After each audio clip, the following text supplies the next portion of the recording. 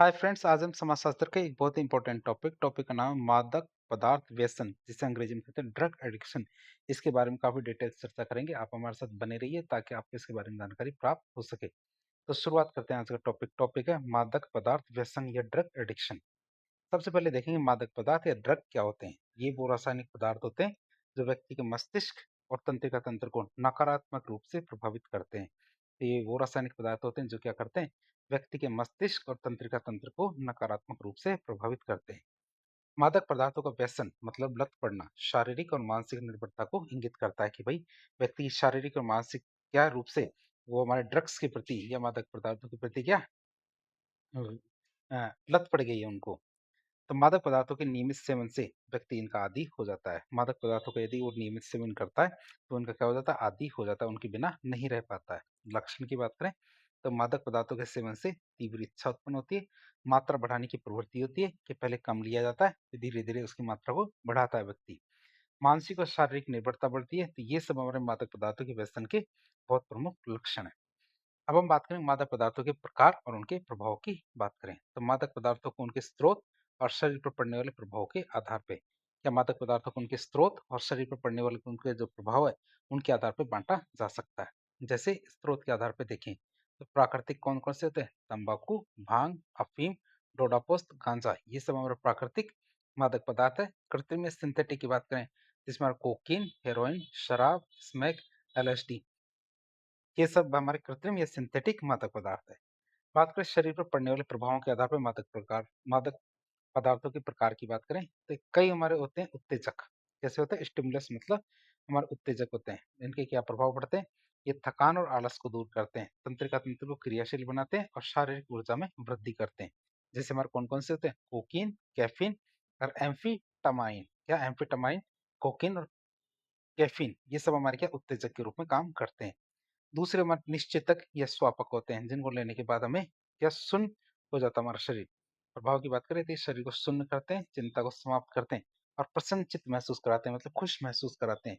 इसको लेने पर भूख कम लगती है और उदासी दूर हो जाती है। भूख कम लगती है और उदासी दूर हो जाती है। उदाहरण के लिए देखें जैसे मॉर्फिन, कोडीन, हेरोइन, अफीम, गांजा, ये सब उच्च मात्रा में लिए जाते हैं तभी ये हमारे निश्चेतक या स्वापक के रूप में काम करते हैं। फिर अवसादक की बात करें, सेडेटिव की बात करें या ट्रैंक्विलाइजर की बात करें तो ये सोने की इच्छा बढ़ाते हैं या सोने की इच्छा बढ़ाते हैं, शांतिदायक आनंद महसूस कराते हैं, पीड़ानाशक होते हैं और तंत्रिका तंत्र को क्या कर देते हैं, धीमा कर देते हैं। इन्हें हम क्या बोलते हैं, अवसादक कहते हैं। जैसे हमारे क्या बार्बिचुरेट्स होते हैं, जैसे नेम्बुटॉल, सिकोवॉल, ट्रैंक्विलाइजर जैसे हमारा डाइजेपम, ये सब हमारे क्या होते हैं, अवसादक के रूप में काम करते हैं। पर भ्रम उत्पादक की बात करें हेलुसिनेशन की तो ये प्रभाव कैसे उत्पन्न करते हैं, ये वास्तविकता से दूर करते हैं। ये क्या करते हैं, व्यक्ति को वास्तविकता से दूर करते हैं, दिन में स्वप्न जैसी स्थिति पैदा करते हैं, विकृत अनुभूतियां जैसे दृष्टि या श्रवण संबंधी भ्रम पैदा होते हैं, अजीब अजीब सी आवाजें सुनाई देती है हमारे इसमें हेलुसिनेशन के अंदर। जैसे हमारे किसके अंदर, एलएसडी के अंदर। क्या एलएसडी के अंदर इससे हमारे क्या होता है, भ्रम उत्पन्न होता है, हेलुसिनेशन होता है। तो ये हमने कौन से प्रभाव देख लिए, ये हमने जो मादक पदार्थों के शरीर पे पड़ने वाले प्रभाव के आधार पे चार भाग देखे। एक तो उत्तेजक, दूसरा निश्चेतक या स्वापक, तीसरा हमारा अवसादक और चौथा भ्रम उत्पादक। अब हम देखेंगे अन्य जो सामान्य मादक पदार्थ है उनकी बात करें। जैसे हमारे शराब है तो शराब के प्रभाव की बात करें तो ये अवसादक है और क्षणिक सुख का एहसास कराती है। शराब क्या करती है, हमारे अवसादक है और क्षणिक रूप से सुख का एहसास कराती है। नुकसान की बात करते हैं, लीवर, रोग प्रतिरोधक क्षमता और मस्तिष्क को प्रभावित करती है। शराब क्या करती है, लीवर को खराब करती है, साथ ही साथ क्या रोग प्रतिरोधक क्षमता और मस्तिष्क को प्रभावित करती है। फिर निकोटीन की बात करें तो इसका स्रोत क्या हमारे तंबाकू, सिगरेट, बीड़ी, सिगार, ये सब हमारे क्या निकोटीन के स्रोत है। नुकसान की बात करें तो निकोटीन से कैंसर होता है, मतलब ये कैंसर जनक है और हृदय श्वसन प्रणाली को गंभीर रूप से प्रभावित करता है। कौन, निकोटीन। अब बात करें व्यक्ति मादक पदार्थों का सेवन क्यों करता है, उसकी बात करें। मादक पदार्थों के सेवन करने के कारणों की बात करें तो मादक पदार्थ व्यसन के कई जटिल कारण हैं जिनमें हमारे व्यक्तिगत, सामाजिक और पर्यावरणीय कारक शामिल हैं। सबसे पहले हम देखें तो आनुवंशिक संवेदनशीलता। तो कुछ व्यक्ति आनुवंशिक रूप से मादक पदार्थों के प्रति अधिक संवेदनशील हो जाते हैं, उनको लेने की इच्छा करती, क्यों, क्योंकि पीढ़ियों से वो लेते आ रहे हैं। फिर मनोरोग की स्थिति की बात करें, चिंता, अवसाद और पीटीएसडी मतलब पोस्ट ट्रॉमेटिक स्ट्रेस डिसऑर्डर या फिर अन्य जो मानसिक स्वास्थ्य समस्याएं हैं उनसे जूझ रहे व्यक्ति अक्सर इनसे मुक्ति पाने के लिए नशे का सहारा लेते हैं। चिंता, अवसाद, पीटीएसडी और अन्य जो मानसिक स्वास्थ्य समस्याएं हैं उनको दूर करने के लिए व्यक्ति क्या करते हैं, हमारे नशे का सहारा लेते हैं। फिर बचपन के प्रतिकूल अनुभव की बात करें तो यौन शोषण या फिर अन्य कोई आघात हो, जैसे हमारे प्रतिकूल बचपन के अनुभव व्यक्ति को नशे की ओर धकेल सकते हैं। फिर आत्मसम्मान में कमी की बात करें, स्वयं को अकुशल, अक्षम, कमजोर समझना, जिससे आत्मविश्वास की कमी होती है और व्यक्ति पलायन के लिए क्या करता है, नशे का उपयोग करता है। व्यक्ति भागता फिरता है, क्यों? क्योंकि वह अकुशल है, असक्षम है, कमजोर है। इस वजह से व्यक्ति क्या इधर-उधर भागता फिरता है। इसी वजह से क्या है, उसमें हमारे क्या नशे की लत पड़ने की आदत हो जाती है। फिर आसानी से उपलब्धता की बात करें तो मादक पदार्थों की आसान उपलब्धता, विशेषकर शहरी क्षेत्रों में और सीमावर्ती इलाकों में नशे की जो पदार्थ है, मादक पदार्थ उनको क्या आसानी से उपलब्ध हो जाते हैं। फिर बात करें पश्चिमी संस्कृति और फैशन के प्रभाव की बात करें तो मीडिया और फिल्मों के माध्यम से नशे को एक फैशन या आधुनिक जीवन शैली का हिस्सा दिखाया जाना। फिर सिनेमा और मीडिया के प्रभाव की बात करें तो फिल्मों और टेलीविजन में क्या होता है, नशा सेवन को महिमा मंडन किया जाता है। सिनेमा और मीडियम क्या जो नशा करते हैं, बीड़ी सिगरेट पीते हैं या शराब पीते हैं, उनको ऐसा दिखाया जाता है कि वो हीरो की तरह है, तो उनके को क्या महिमा मंडन किया जाता है। चाहे कोने में लिख दिया हो कि शराब और सिगरेट पीना, धूम्रपान करना हमारे सेहत के लिए नुकसानदायक है, लेकिन हीरो करते हुए देख के क्या सब उनकी कॉपी करने की कोशिश करते हैं। वे तत्काल संतुष्टि की चाह, थकान मिटाने के लिए या फिर क्षणिक सुख या फिर यौन उत्तेजना की वृद्धि के लिए इनका सेवन किया जाता है। सामाजिक और धार्मिक स्वीकृति की बात करें तो कुछ ग्रामीण या जनजातीय समुदाय में कुछ ग्रामीण या जनजातीय समुदाय में कुछ मादक पदार्थ जैसे हमारे भांग या अफीम, इनको सामाजिक और धार्मिक रूप से स्वीकार्य माना जाता है। वहां पे ये लिया ही जाता है। पलायन की प्रकृति की बात करें तो हमारी आलस्य को दूर करने के लिए, दुख निवारण के लिए, निद्रा लाने के लिए या फिर उदासी खत्म करने के लिए हमारे मादक पदार्थों का उपयोग किया जाता है। फिर पीयर प्रेशर की बात करें, ये यार दोस्त पी रहे हैं, यार दोस्त सिगरेट पी रहे हैं या फिर मादक पदार्थों का सेवन कर रहे हैं तो उनका दबाव रहता है। तो पीयर प्रेशर की बात करें तो दोस्तों या समूह के दबाव में आकर नशे का सेवन शुरू करना, खासकर कहाँ पे, युवाओं में, इसे हम कहते हैं पीयर प्रेशर। बात करें मादक पदार्थों के सेवन के क्या-क्या प्रभाव पड़ते हैं, उनकी बात करें तो मादक पदार्थों के व्यसन से या मादक पदार्थों के व्यसन के व्यक्तिगत, पारिवारिक और सामाजिक, आर्थिक स्तर पर कई गंभीर परिणाम निकलते हैं।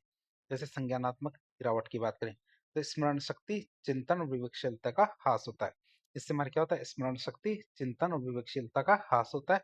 निर्णय लेने में अक्षमता आती है, मतलब सही और गलत का निर्णय लेने में कमी आती है। ये क्षमता है वो कम हो जाती है, निर्णय लेने की क्षमता मादक पदार्थों से। फिर शारीरिक और मानसिक संतुलन में कमी की बात करें तो शरीर का अनियंत्रित होना, संतुलन बिगड़ना या मानसिक अस्थिरता आती है। स्वास्थ्य संबंधी समस्याओं की बात करें तो रोग प्रतिरोधक क्षमता में कमी आती है, हृदय और हमारा लीवर प्रभावित होता है जिसे सिरोसिस कहते हैं, और किडनी संबंधी समस्याएं भी हमारे शराब पीने से आती है।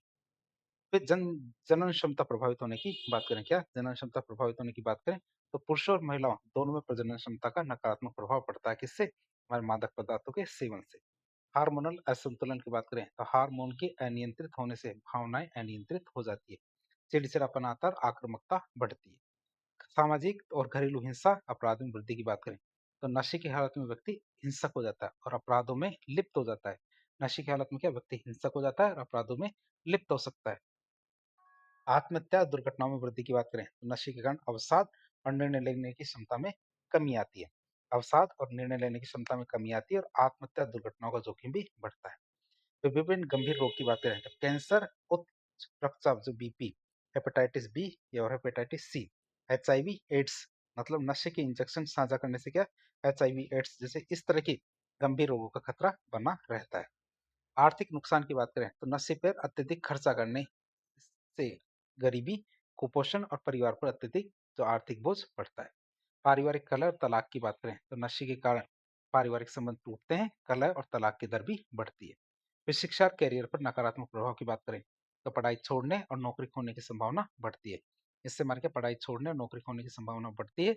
अवैध गतिविधियों में वृद्धि की बात करें तो नक्सलवाद, आतंकवाद, तस्करी और संगठित अपराधों में शामिल होना से बढ़ता है। क्यों? क्योंकि पैसा कम रहता है तो पैसा कमाने के लिए या अतिरिक्त पैसा कमाने के लिए क्या हमारे नक्सलवाद, आतंकवाद, तस्करी और संगठित अपराधों में भी शामिल हो जाते हैं व्यक्ति। सामाजिक सम्मान में कमी की बात करें तो समाज में अपमान और अलगाव का सामना उन्हें करना पड़ता है, या सामाजिक सम्मान में उनकी कमी आती है, समाज में अपमान और अलगाव का सामना उनको करना पड़ता है। फिर बलात्कार, अपहरण और दुर्व्यवहार के मामलों में वृद्धि होती है। नशे में धुत व्यक्ति इन अपराधों का शिकार या फिर अपराधी बन सकता है, खुद अपराधी भी बन सकता है और शिकार भी बन सकता है। अब हम देखेंगे नशीली दवाओं और मादक पदार्थों के दुरुपयोग को किस प्रकार से रोका जा सकता है, तो इनके उपाय की बात करें। तो मादक पदार्थ व्यसन से लड़ने के लिए एक समग्र रणनीति की जरूरत है। मतलब जैसे कानून प्रवर्तन को मजबूत करना, तो कानून प्रवर्तन एजेंसियों को पर्याप्त संसाधन, प्रशिक्षण और आधुनिक उपकरण दिया जाना चाहिए। एक कठोर कानून के क्रियान्वयन की बात करें, जो एनडीपीएस अधिनियम है, narcotic drugs and psychotropic substance act, और हमारे पीआईटी एनडीपीएस अधिनियम है, जिसका मतलब है prevention of illicit traffic in narcotic drugs and psychotropic substance act, इनको मजबूती से लागू किया जाना चाहिए। तो दो अधिनियम कौन कौन से, एक तो एनडीपीएस एक्ट है, मतलब narcotics drugs and psychotropic substance act, और दूसरा में पीआईटी एनडीपीएस एक्ट है, जिसका मतलब है prevention of illicit traffic and narcotic drugs and psychotropic substance act. इन दोनों अधिनियमों को क्या है, सख्ती से लागू करना चाहिए। तस्करी पर नियंत्रण की बात करें, तो मादक पदार्थों की तस्करी को रोकने के लिए सख्त निगरानी और खुफिया तंत्र विकसित किया जाना चाहिए। उपचार और पुनर्वास की बात करें, तो नशीली दवाओं के व्यसनी लोगों को क्या नशीली दवाओं के व्यसनी लोगों के लिए किफायती उपचार और पुनर्वास सुविधाएं उपलब्ध कराई जानी चाहिए। जागरूकता अभियान की बात करें, तो नशीली दवाओं की खतरों और मदद के बारे में लोगों को शिक्षित करने के लिए व्यापक जागरूकता पैदा करना। क्या नशीली दवाओं के खतरों और मदद के बारे में क्या लोगों को शिक्षित करने के लिए व्यापक जागरूकता पैदा की जानी चाहिए।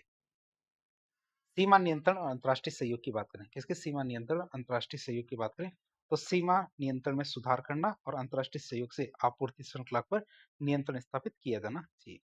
वैकल्पिक आजीविका की बात करें, तो अवैध कृषि जिसमें हमारे अफीम की होती है, उसमें लगे किसानों के लिए वैकल्पिक आजीविका कार्यक्रमों को प्रोत्साहन दिया जाना चाहिए, ताकि वो इसको छोड़ करके एक बेहतर आजीविका का स्रोत अपना सके। प्रौद्योगिकी के प्रयोग की बात करें, जैसे बिग डेटा, आर्टिफिशियल इंटेलिजेंस के द्वारा ड्रग ट्रैफिकिंग नेटवर्क की पहचान की जानी चाहिए और उसका मुकाबला किया जाना चाहिए। फिर नशा मुक्ति केंद्रों की संख्या बढ़ाने की बात करें, विशेषकर हमारे ग्रामीण और दूर दराज के क्षेत्रों में नशा मुक्ति केंद्रों की संख्या बढ़ाई जानी चाहिए। मास मीडिया के उपयोग की बात करें, तो सोशल मीडिया, समाचार पत्रों और फिल्मों के माध्यम से या सोशल मीडिया, समाचार पत्रों और फिल्मों के माध्यम से जागरूकता फैलाना और नशे के नकारात्मक प्रभाव को उजागर करना चाहिए। तो ये हमारे कुछ तरीके हैं जिसके माध्यम से हम नशाखोरी को या जो नशे की लत है उसको दूर कर सकते हैं। अब हम देखेंगे भारत में ड्रग कंट्रोलिंग से जुड़ी हुई कौन कौन सी चुनौतियां उनकी बात करें। तो ड्रग नियंत्रण और व्यसन से निपटना भारत के लिए वही कई मामलों में चुनौतीपूर्ण रहा है। कैसे? भारत के पास पहली बात तो पर्याप्त बुनियादी ढांचे का अभाव है, मतलब उपचार, पुनर्वास और कानून परिवर्तन के लिए या उपचार, पुनर्वास और कानूनी परिवर्तन के लिए पर्याप्त सुविधाओं और कमियों, जो कर्मी है, सुरक्षा जो हमारे कर्मचारी है, उनकी कमी है। नए साइकोएक्टिव पदार्थों का उपयोग, धीरे धीरे क्या नए नए जो हमारे जो नशे के पदार्थ है उनका विकास किया जा रहा है। तो नए नए सिंथेटिक ड्रग एनपीएस इनका उदय हो रहा है, जो अक्सर ड्रग नियंत्रण कानून के अंतर्गत नहीं आते, इसलिए उनको रोक पाना बहुत ज्यादा मुश्किल होता है। फिर कानूनन रूप से उपलब्ध पदार्थ की बात करें, तो तंबाकू और शराब जैसे पदार्थ कानूनी रूप से उपलब्ध है, जो व्यसन का प्रवेश द्वार बन सकते हैं। कि हमारे तंबाकू शराब जैसे जो कानूनी पदार्थ है, ये कानूनी रूप से उपलब्ध है, जो व्यसन का प्रवेश द्वार बनते हैं। फिर जागरूकता शिक्षा की कमी की बात करें, तो विशेषकर युवाओं और ग्रामीण आबादी में कहा विशेषकर युवाओं में और ग्रामीण आबादी में नशे के खतरों के बारे में जागरूकता का अभाव रहता है। उच्च मांग की बात करें, तो विभिन्न सामाजिक और आर्थिक कारणों से मादक पदार्थों की उच्च मांग रहती है। सामाजिक स्वीकार्यता की बात करें, तो कुछ क्षेत्रों में कुछ पारंपरिक मादक पदार्थ जैसे गाँव में अफीम होती है, इनकी सामाजिक स्वीकार्यता होती है, इनको बुरा नहीं माना जाता। अवैध ड्रग्स में डार्कनेट और क्रिप्टो करेंसी का प्रयोग किया जाता है। क्या हमारे अवैध ड्रग्स में किसका पैसा काम में लेते हैं, हमारे डार्कनेट और क्रिप्टो करेंसी का प्रयोग किया जाता है। तो ऑनलाइन प्लेटफॉर्मों और क्रिप्टो करेंसी का उपयोग करके अवैध ड्रग्स की खरीद फरोख्त की जाती है। क्या अवैध ड्रग्स की खरीद फरोख्त की जाती है। अंतर्राज्यीय और अंतर्राष्ट्रीय ड्रग तस्करी की बात करें, तो भारत की भौगोलिक स्थिति इसे तस्करी के मार्गों पर रखती है। कि भारत की जो भौगोलिक स्थिति है, तो तस्करी के मार्गों पर इसे रखती कहाँ, अंतर्राज्यीय और अंतर्राष्ट्रीय ड्रग तस्करी की बात कर रहे हैं। फिर पुनर्वास केंद्रों की कमी और गुणवत्ता की बात करें, तो मौजूदा हमारे पुनर्वास केंद्रों की संख्या अपर्याप्त है और उनकी गुणवत्ता भी अक्सर चिंता का विषय बनी रहती है कि उनकी गुणवत्ता भी ठीक नहीं है। फिर बात करें सरकारी प्रयास की, जो हमारे नशे की लत को दूर करने का प्रयास करें सरकार के द्वारा कैसे। तो भारत सरकार ने मादक पदार्थ व्यसन को नियंत्रित करने के लिए कई कदम उठाए, जैसे हमारा एनडीपीएस एक्ट है, तो narcotic drugs and psychotropic substance act, NDPS act है 1985 का। तो ये अधिनियम क्या करता है, दवाओं के निर्माण, वितरण, कब्जे और खपत को विनियमित और प्रतिबंधित करता है। साथ ही साथ इनके उल्लंघन के लिए दंड का भी प्रावधान करता है। और कौन कौन सी एजेंसियां हैं जो इस कार्य में आगे बढ़ बढ़ के काम कर रही है, जैसे हमारा narcotic control bureau, narcotics control bureau की बात करें एनसीबी की, तो भारत में मादक पदार्थों से संबंधित अपराधों को रोकने और उनसे निपटने के लिए प्रमुख एजेंसी हमारी कौन सी एनसीबी। फिर डीआरआई की बात करें राजस्व खुफिया निदेशालय, तो तस्करी और राजस्व धोखाधड़ी की जांच करता है। ये हमारे क्या राजस्व खुफिया निदेशालय क्या करता है, तस्करी और राजस्व धोखाधड़ी की जांच करता है। सीमा शुल्क विभाग की बात करें, हमारे कस्टम्स डिपार्टमेंट की बात करें, तो सीमा पार मादक पदार्थों की तस्करी को रोकने का काम करता है सीमा शुल्क विभाग। अंतर्राष्ट्रीय सहयोग की बात करें तो एनसीबी, SAARC, एनसीबी, सार्क की बात करें, हमारा दक्षिणी एशिया क्षेत्रीय सहयोग संगठन है। ये भी हमारा ड्रग्स अपराधी या ड्रग्स अपराध निगरानी डेस्क, SDOMD का भी हिस्सा है, आप इसे याद रखेंगे। एनसीबी सार्क ड्रग्स अपराधी निगरानी डेस्क का भी हिस्सा है।